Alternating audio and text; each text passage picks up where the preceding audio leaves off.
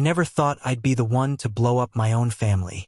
If you had asked me 5 years ago, I would have told you I was the luckiest person alive. I had just graduated from college with a degree in finance. I didn't have student loans weighing me down because of scholarships, and the cherry on top was that I landed a job straight out of school at a mid-sized logistics company. The catch? My boss was my uncle. Now, before you roll your eyes and think, nepotism hire, let me explain. Yes, my uncle was one of the executives at the company, but I genuinely thought I earned my spot. I had a solid GPA, internships under my belt, and I nailed the interview. My uncle had vouched for me, but I believed I had the skills to prove I wasn't just handed the position. For the first few months, it was everything I had dreamed of. Good pay, solid benefits, an office that didn't feel like a prison, and coworkers who seemed nice enough. I was determined to climb the ladder the honest way. But then little things started to feel off. It began with expense reports. I worked in the finance department, so part of my job was reviewing company spending. At first, it was minor things. Hotel charges that didn't match business trips, consulting fees paid to people I couldn't trace, and invoices with suspiciously round numbers. Whenever I brought it up to my manager, she would brush it off with a tight smile. Just sign it off. That's how things are done here. I didn't think too much of it at first. Every company has quirks, right? But the more I dug in, the worse it got. And the deeper I looked, the more I noticed a pattern. The questionable expenses almost always traced back to one particular executive. My uncle. That's when the dream job started feeling like a trap. I didn't want to believe it at first. This was the man who took me fishing when I was little, who bought me my first laptop, who cheered the loudest when I walked across the stage at graduation. The idea that he might be skimming money from the company, or worse, felt impossible. But the numbers didn't lie. One night, I stayed late to finish some reconciliations, and I stumbled across a series of wire transfers. Huge sums of money moved to shell companies with generic names. At the bottom of the approval chain, my uncle's digital signature. I felt sick. My stomach twisted, and my hands were shaking so badly I had to step away from the computer. It was like I had uncovered a secret I wasn't supposed to see. The next morning, I tried to bring it up to him casually, just to gauge his reaction. I mentioned that some of the transfers looked odd, like maybe there was a duplicate entry. His smile froze, and his eyes went cold in a way I'd never seen before. He leaned in and said quietly, "Don't look too hard at things that don't concern you. Your family. Focus on your work and you'll go far here." That was the first time I realized my job wasn't really mine. It was leverage. I went home that night feeling like the walls were closing in. I wanted to believe it was some kind of misunderstanding, but deep down I knew. I had two choices. Keep my head down and become part of whatever scheme was going on, or keep digging and risk blowing up everything, including my career, my family's trust, and maybe even their entire livelihood. And for better or worse, I kept digging. After that conversation with my uncle, I couldn't unsee the red flags. Every spreadsheet I opened, every invoice I reviewed, it all felt tainted. I started noticing just how many people looked the other way. It wasn't just my manager brushing things off. It was the auditors, the department heads, even HR. Everyone seemed to know, and everyone pretended not to. I felt like the only sane person in an asylum.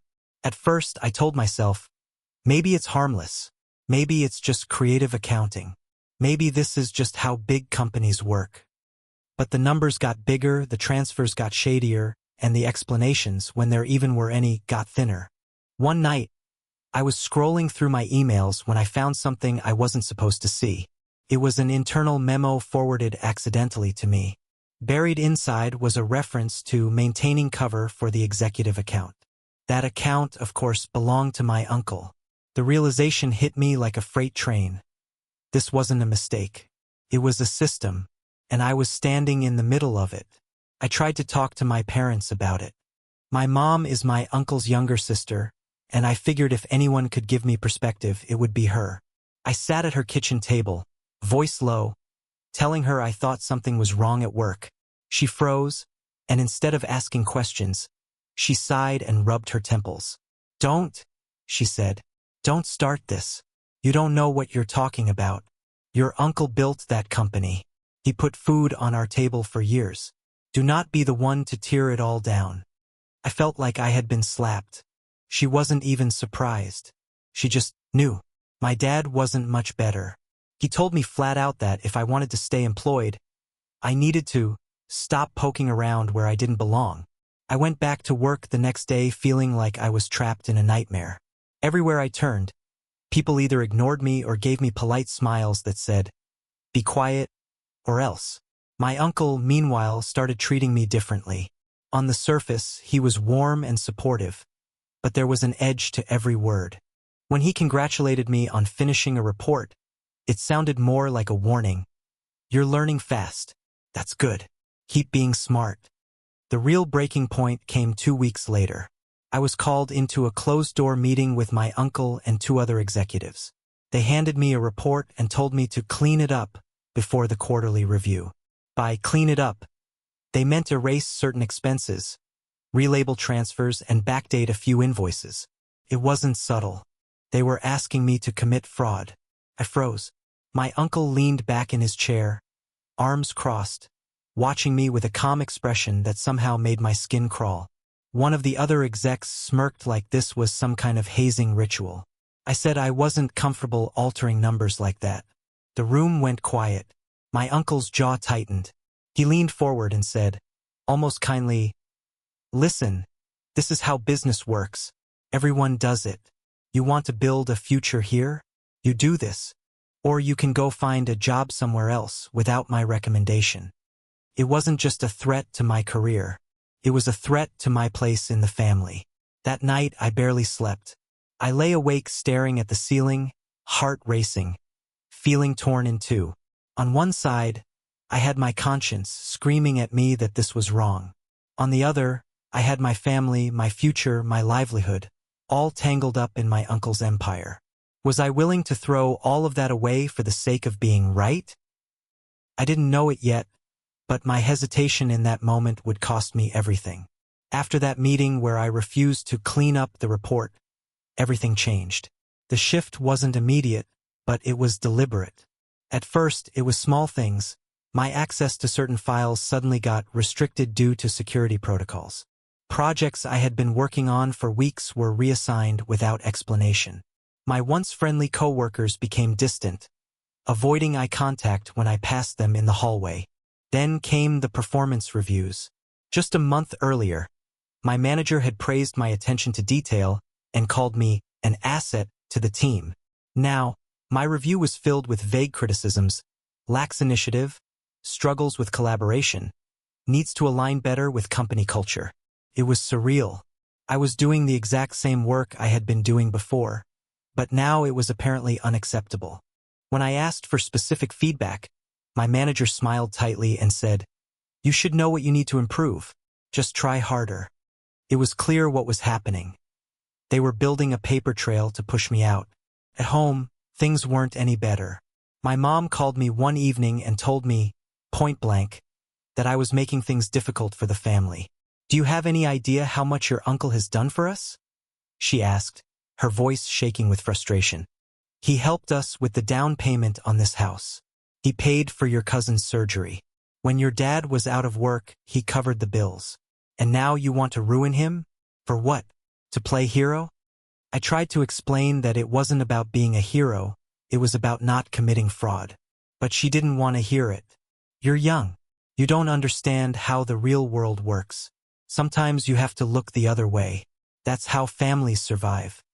Her words crushed me. Instead of support, I felt like I was carrying the weight of the entire family's livelihood on my back. It wasn't just about my uncle's empire anymore. If he went down, everyone tied to him. My parents, cousins, aunts, uncles would suffer. The worst part? They all knew. Maybe not the exact details, but they knew enough. And they were fine with it. At work, the pressure ramped up. I was suddenly handed impossible assignments with ridiculous deadlines. When I failed to meet them, the failures were documented. My uncle stopped being subtle, too. He'd drop into my office with that same patronizing smile, saying things like, "You're making this harder than it needs to be," or "Loyalty is everything in this business."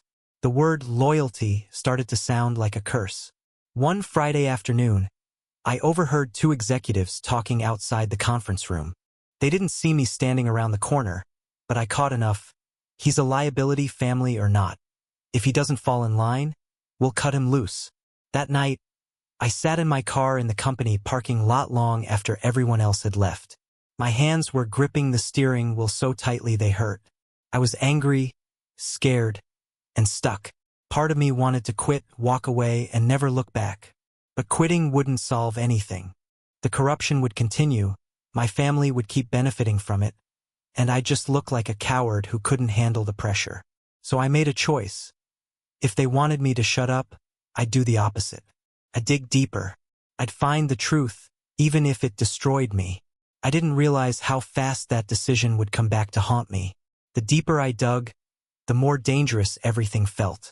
My job stopped being about spreadsheets and numbers, it became survival.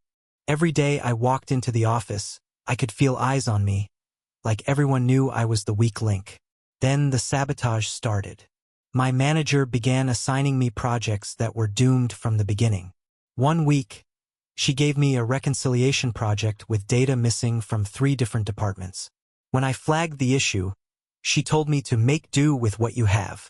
A week later, she wrote me up for failing to meet standards. Another time, I was told to prepare a report for a client presentation, but the client's files were locked from my access. When I asked for clearance, she acted surprised. "You should have asked earlier," she said. "Now we're behind because of you." It was a setup. They were manufacturing a trail to prove I was incompetent. And my uncle? He played his part perfectly. He'd walk past my desk, pat my shoulder, and say in a voice loud enough for others to hear, "Hang in there, kid. You'll get the hang of it eventually." His tone was sympathetic, but the look in his eyes told me it was all theater. He was painting me as the golden boy who couldn't hack it. I thought maybe, just maybe, I could lean on my parents for support. Instead, I found out the truth. They were already begging my uncle to be patient with me. I'll never forget the night I overheard them in the living room. I had stopped by their house after work, exhausted and hoping for comfort. Instead, I heard my dad's low voice. "Please just don't fire him. He's young. He'll come around. Don't make him start over somewhere else." My mom chimed in, "He's just idealistic. He'll learn. We'll talk to him. Don't give up on him." And then my uncle's voice, calm and patronizing, "I gave him an opportunity most people would kill for. If he wants to throw it away, that's on him. But I can't have disloyalty in my company, not even from family." I stood frozen in the hallway, my chest tight, listening as my own parents made me sound like a helpless child who needed rescuing. They weren't defending me. They were pleading for me to fall in line. When I walked into the room, the conversation stopped dead. My mom tried to smile like nothing happened, but I could see the guilt in her eyes. My dad avoided looking at me. My uncle just leaned back on the couch and smirked, like he had won. That night was the first time I truly felt betrayed, not just by the company, but by my own blood. From then on, family dinners became unbearable. My cousins would make snide comments about how some people don't appreciate what they're given. My aunt once asked me, straight-faced, "So, when are you going to stop making trouble and just do your job?" The worst was my parents. Every phone call turned into pressure. "Why can't you just keep your head down? Why do you have to make things so hard?" It wasn't about right or wrong anymore. It was about loyalty. But the thing was, I wasn't imagining the fraud. It was there, staring me in the face every day. And the more they pushed me to shut up, the more determined I became not to.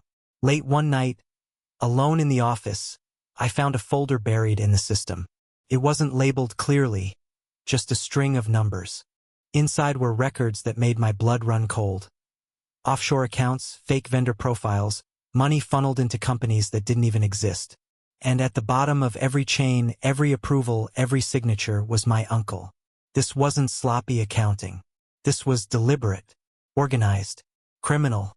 I remember sitting there in the glow of my monitor, heart pounding, realizing I had just crossed a line.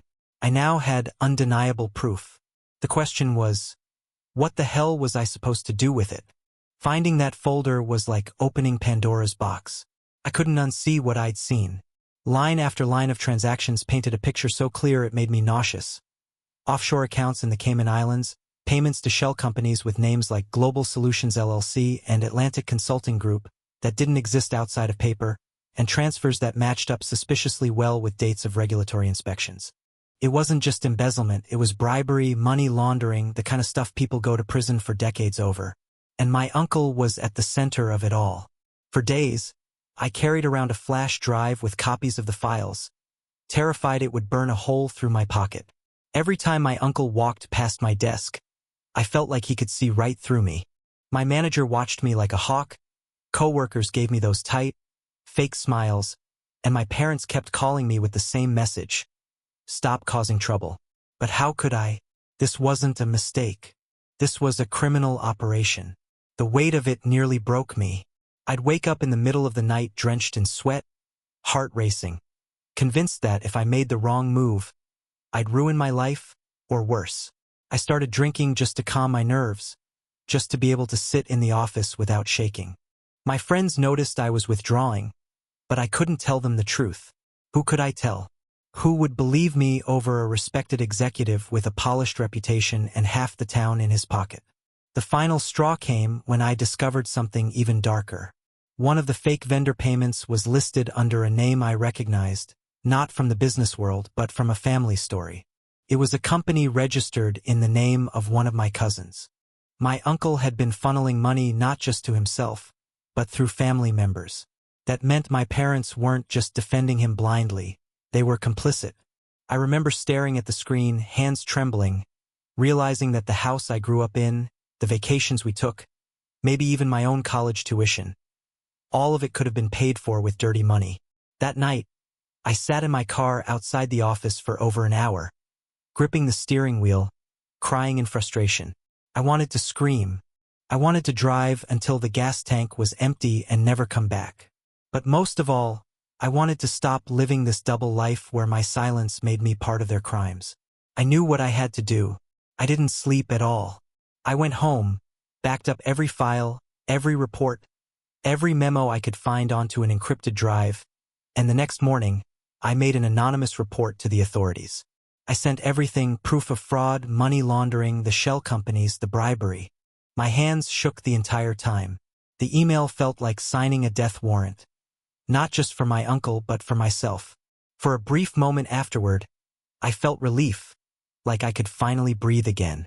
But that relief didn't last long, because within a week, the walls started closing in. The company suddenly launched an internal audit. My access to financial systems was revoked. My manager stopped speaking to me directly, only communicating through clipped emails. My uncle stopped pretending to be warm and supportive. His smiles vanished, replaced with cold stares that made me feel like prey. And the family? They sensed something was wrong. My mom called me one night in tears, begging me to promise I hadn't done anything stupid. My dad's tone turned sharp, accusing me of being reckless, warning me I was playing with fire. They didn't know it was me. Not yet, but I could feel the suspicion growing. I had thrown the first stone. Now I just had to wait for the avalanche. When the investigation officially began, it didn't come with sirens or flashing lights. It started quietly, too quietly. One Monday morning, a few unfamiliar people in suits showed up at the office. They didn't introduce themselves to most of us, but they carried clipboards and laptops, slipping in and out of conference rooms. They spoke in low voices with executives and managers. My coworkers whispered about consultants or auditors, but I knew exactly what they were: investigators. The atmosphere shifted overnight. Conversations stopped when I walked into the break room. People glanced over their shoulders before speaking. Files that had always been accessible were suddenly locked down. It was like everyone was bracing for a storm but pretending it was sunny. Meanwhile, my uncle grew colder. Before, he had at least pretended to treat me like family. Now, he barely acknowledged me except with sharp commands. Once, in front of half the finance team, he barked, "If you can't handle basic tasks, maybe you don't belong here." No smile, no pretense, just raw hostility. My manager doubled down too. She started sending me emails at 11 p.m., demanding reports by 8 a.m. She CC'd executives on every minor mistake I made. It was clear they were building a case to push me out. But the most terrifying part wasn't at work. It was at home. My parents were unraveling. My mom called almost every night, her voice tight with anxiety. "Something's happening at the company," she'd whisper, like we weren't already knee-deep in it. "Your uncle's stressed. The whole family's on edge. Please tell me you're not involved." I'd deflect, saying I didn't know much, but inside I was dying. Every call felt like walking a tightrope. Say too much and they'd know it was me. Say too little and their suspicion would only grow. Then came the dinner. My uncle invited the entire family over for a Sunday meeting.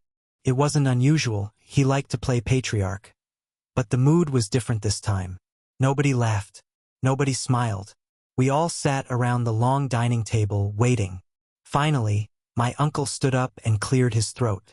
His expression was grim. "There's been inquiries," he said carefully. "Some outside parties are asking questions. Someone in this company fed them lies." His eyes swept across the table, lingering on each of us just long enough to make the silence unbearable. "Family sticks together," he continued. "We don't turn on each other. We don't let outsiders tear us down. Whoever's responsible for this betrayal will regret it." My mom reached for my hand under the table. Her grip was so tight it hurt. I sat there, sweating, heart pounding, pretending to look confused like everyone else. Inside, I was screaming. Over the next few weeks, the company started bleeding. Clients pulled contracts. Stock dipped. Whispers of federal investigation spread like wildfire. And though no one said it outright, I could feel the target on my back growing bigger. One afternoon, I found my uncle waiting at my desk. He leaned against it, arms crossed, blocking my way. "You've been awfully quiet lately," he said softly. "Got anything you want to share?" I shook my head, mumbling something about just trying to keep up with work. He leaned closer, so close I could smell his cologne, and whispered, "Loyalty, kid. Remember that. If I find out someone I trusted stuck a knife in my back." He trailed off, but the look in his eyes said the rest. I went home that night shaking so badly I dropped my keys twice before opening the door. The fallout had begun, and I knew it was only a matter of time before the mask came off completely. The moment the investigation leaked beyond the walls of the company, everything started falling apart. It wasn't dramatic at first, just small tremors. Clients delayed payments, shipments were paused, and suppliers started asking questions. But within days, the cracks became chasms. The stock dropped sharply. Emails flooded my inbox, not mine, but the official company address, with investors demanding explanations. Rumors spread across social media, business news outlets, and even neighborhood gossip. The company my uncle had spent decades building was unraveling before our eyes. And my family? They turned on me like wolves. I got a call from my mom one evening. Her voice was frantic, almost hysterical. "You did this, didn't you?" she screamed. "You've ruined everything. Our home, your uncle, your cousin's college funds. Do you even understand what you've done?" I tried to explain, to tell her it wasn't me personally destroying anything, that the fraud existed long before I came along. But she wouldn't hear it. "No, it's your fault," she shouted. "You exposed him. You had to go and stick your nose where it didn't belong." Even my dad joined in, and for the first time I realized just how far the betrayal ran. They weren't just defending my uncle. They were angry that I had interfered, that I had chosen principle over family convenience. At work, the atmosphere turned lethal. My uncle's fury became public within the company. He called a meeting of all department heads, slamming down reports and shaking his finger. "Someone is leaking information, and if I find out who it is, there will be consequences," he barked. Every glance seemed to land on me, though nobody said my name. I walked the office corridors like a ghost, every step weighed down by fear and guilt. I watched colleagues whisper behind doors, watch me with suspicion and fear. Even those I thought were friends avoided me. My lunch breaks became solitary, spent staring at the wall and thinking of the chaos I had unleashed. Then came the calls from distant relatives, family friends, and even some neighbors. "How could you?" they asked. "Why would you betray the family like this?" Emails, texts, and social media messages piled up. People who had adored me since childhood now treated me like a criminal. The ultimate betrayal, however, came from the people I loved the most. My cousins stopped speaking to me entirely. One morning, I got a group chat message that said, "We're cutting ties with you. Stay away from the family." My own blood had turned on me. By the end of the month, the company was barely standing. Suppliers refused to ship goods, investors were pulling out, and federal investigators were asking for detailed records. My uncle's empire was collapsing, and I was at the center of it, even though I hadn't created the fraud in the first place. I spent nights lying awake, wondering if I had done the right thing. Yes, I had exposed corruption. Yes, the company was guilty. But now, my parents' lives, my cousin's education, the very stability of the family had crumbled. I began to question everything. Loyalty, honesty, family. Did telling the truth really justify destroying the only world I had ever known? And just when I thought it couldn't get worse, I discovered the truth that changed everything again. Something that made me realize my parents were not innocent bystanders. By the time I thought I had hit rock bottom, the final piece of the puzzle dropped on me like a sledgehammer. I had been obsessively going through every file, every transaction, trying to make sense of how far the corruption reached. And that's when I stumbled across a set of records that made my stomach drop. It wasn't just my uncle benefiting from the schemes. My parents were directly involved. The evidence was clear. Payments from the company had flowed through accounts my parents controlled. Mortgages, bills, even my college tuition had been partially funded by money siphoned from the company. There were invoices in my mom's name for consulting services that didn't exist, payments in my dad's name for advisory work that were entirely fabricated. Everything I thought they had given me out of love or sacrifice. Half of it had been dirty money, tied directly to the very crimes I had exposed. I felt my head spin, the betrayal I had felt before. My parents begging me to stay quiet, defending my uncle, accusing me of making trouble, suddenly made horrifying sense. They weren't innocent bystanders. They had been complicit, knowingly or unknowingly, in the fraud that had enriched our family at the expense of honesty and legality. The realization made everything worse. Every conversation I had with them in the last few months flashed through my mind. Their worried voices, their pleas, their subtle warnings to be careful. Not about ethics, but about protecting the money, the company, and ultimately themselves. The family dinners, the tight smiles, the veiled threats. It wasn't just about my uncle anymore. It was about all of them. For the first time, I understood why the pressure had been so intense. My parents had been part of the system, even if passively. They had their hands in the profits, knowingly or not, and now that the investigation was underway, they were terrified of exposure. I spent the next few days in a fog.